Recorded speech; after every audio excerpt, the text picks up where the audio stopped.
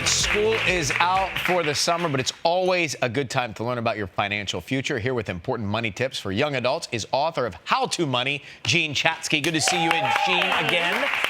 Jean, Kelly's very interested in this I love whenever concept. you're here because the good seats come out. The We comfy talk about chairs. money and then we indicate that we have some.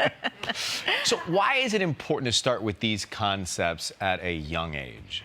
We tend to take money and just put it over there, right? We think that it's something separate than life, but money is really a basic life skill. And when you think about the choices that we're asking these young adults to make, right? Coming out of high school, in college, about student debt and credit cards and when to start saving, if they don't have the information, they're going to blow it, and it's going to cost them for decades. My dad used to speak in platitudes about money. Like, he would say things like, save your money. And it's like, I don't even know what that means. Well, and we've got a bunch of rules, right? And we're going to get really, really tactical about how much of your money to save. For example, Great. so let's start with Let's start. the fact that your paycheck is not your pay, right? When you get paid, you think, oh my gosh, I have all this money, but you have a partner in this called the U.S. government, and they want some, right? If you look at this paycheck, this is a Taxes, and more taxes. I happen to know about those. This is a kid coming out of college earning $50,000 a year, which is about average right now. Their gross wages, they get paid twice a month, $2,100, but look at all the money that comes out, right? We've got Social Security and Medicare, which you don't see for decades. You've got federal taxes, state taxes. You actually take home $625 less. You spend more than that, you're already in the hole before you even started.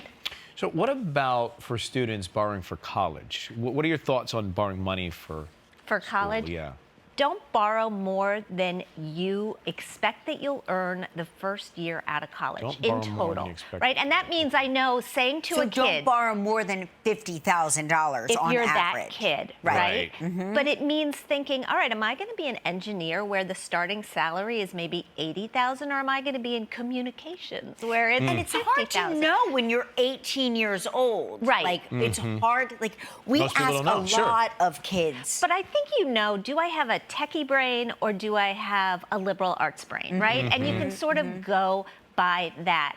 What kids don't understand is how much that borrowing is going to cost them. The average student coming out of school who has debt, and most students have debt at this point, has borrowed $33,000. That's going to take $400 out of that paycheck and reduce a $2,900 paycheck to $2,500, right? And if you want a good, easy way to remember this, for every $20,000 that you borrow, that's a monthly payment of $250. So you can just sort of ballpark it way. What's the lens a student should look through when they're choosing a school? I was just applying to places I thought I could get into. Right.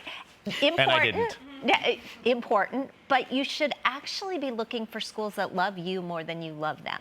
Oh, I say that. I Benefits. said that to my kids when Right? I was like, remember, you're selecting them, so they have to love you. They have to love you, and the reason they have to love you is because the best kind of student aid is merit aid. That doesn't have to be paid back. It's not a loan, and the best way to get it is to apply to schools where you're likely to be in the top 25% of their student population by test scores if you take the tests, or by your grades. And that way they're likely to throw more money at you. Yes, apply to the school that's your dream school, but apply to a bunch of these as well. What about once you're there? What are some tips? What ways can students save day to day? We spent last weekend with good friends who've got 2 kids in school and had hours-long conversations about delivery and how much delivery costs charges on for food. delivery, right. The cost of delivery often costs more than the the item. food itself. And the reason for this is there are charges they're delivery charges, but also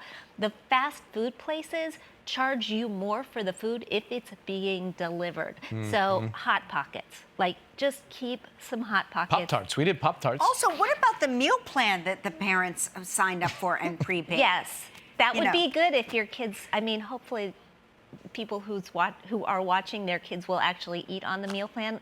My kids had a problem with that. Oh, yeah. Yeah. Everybody has a problem with the It meal was just plan. cereal. We just ate cereal for breakfast, lunch, and dinner. All those big bins. Remember, you just turn the thing and a bunch of cereal comes out of the trough. Cereal, frozen yogurt. I mean, Well, how do we decide to tell our kids when something is worth buying? I have a child who collects things. yes. And I didn't see the value in it, and I thought it was a money waste. But I will say that he's been able to flip some of those things, especially during the pandemic, and really turn a profit. I think when your children when they start to work, you want to get them to start to think in hours of their time rather than in dollars, right? Dollars, you see a shirt, it's $75. Is it worth it? Oh, Is right. it How many not hours will worth it it? take? But Got if it. they're working for minimum wage at $15 an hour, that shirt all of a sudden is 5 hours of their time. Of their time and working. maybe at that point it's not worth it. Or they decide it's worth it if it's your money, but it's not worth it if it's their money. Oh, everything's worth it when it's our money. Yeah. It's all right. worth it. Let's get a break. We'll come back with more tips right after this with Gene. All right, Gene, we're chatting during the break a little bit, but what are the best ways to keep track of your spending for all of us, young adults included? I know it seems very old-fashioned, but cash is a really good way to keep track of your spending. And if you go on TikTok right now, you're going to see a ton of people doing what they call cash stuffing. So they basically convert their paychecks into cash, and they put it in various envelopes for rent, for utilities, for groceries, for the vacation that they're planning down the road. They'll put a little money away every single month. Your grandmother, by the way, did this and called it the envelope system. So Well, it's we not did new. this. I was like, is that a thing? It's a thing. Because that is how we used to live before TikTok. Right.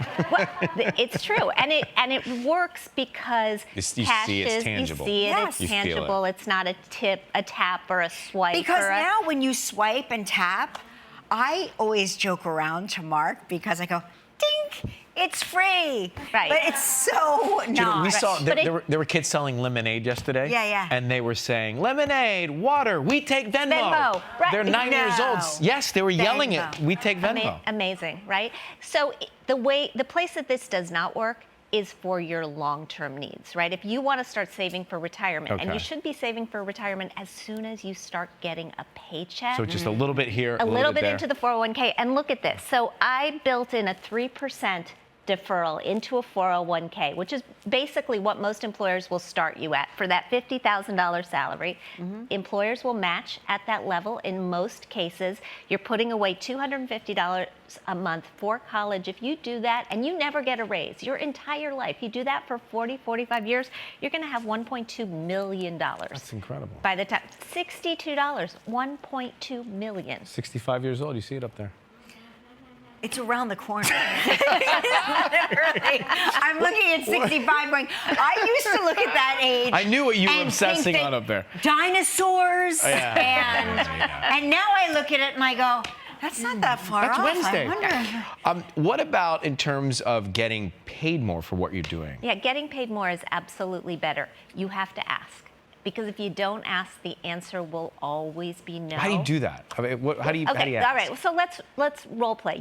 If you're the employer, right, Okay. and you are interviewing me for a job, you're going to say, how much do you want to make, right? Right. How much would you like to make, Gene, to be here to do what it is we do? To do so Ryan, I would really like this job, but before I throw out a number, could you give me a sense of the range of pay for this job? So and then she's I'll flipped it tell on me. you. Now she's asking me the questions. And then I'll tell you, based on my experience and my skills, where I think I fit in that range. Because the thing is, employers always have So a what range. kind of range do they usually give, though? What's the swing? So you might say, well, you are incredibly valuable, Gene, and the range for this job is 85 to 105. Now, do you ask for the top end, or do you take out a little bit so it's not You probably asking for everything? take out a little bit, but if I'm somebody coming right out of college, I might say, look, I understand I'm coming right out of college, but I've I'm had good. 2 internships in this field. I'm prepared. Plus, I have my Google certification. Right. And so for that reason, I think I belong right in the middle of the range. I think when I started, I'd be scared to have that kind of dialogue with somebody who was about to employ me. I mean, I have so many side dialogues going on in my brain right now. I don't mind telling you that I'm like, I'm right out of college, so naturally I deserve the upper top much more than you're willing to give me, right? Because nowadays there's like a different sort of mindset where kids are, I think, in a good way, advocating For themselves. For what they want. Their work. Exactly. And Yeah. they should, Right. by the way, Yes. start now. Yeah, because we didn't know to ever. I remember when I had a job and I found out everybody who had been hired after me was making more money than me. Yeah. And I was like, wait, why are you making more money than me? And because they asked. Right. And it never occurred to me to ask for more money. I think everybody's having a meeting with Gelman today. Pick up a copy of Gene's new book, How to Money, everywhere books are sold. Great to see you. Thanks for coming. Thank you. Coming up next, we'll open up the inbox right after the break.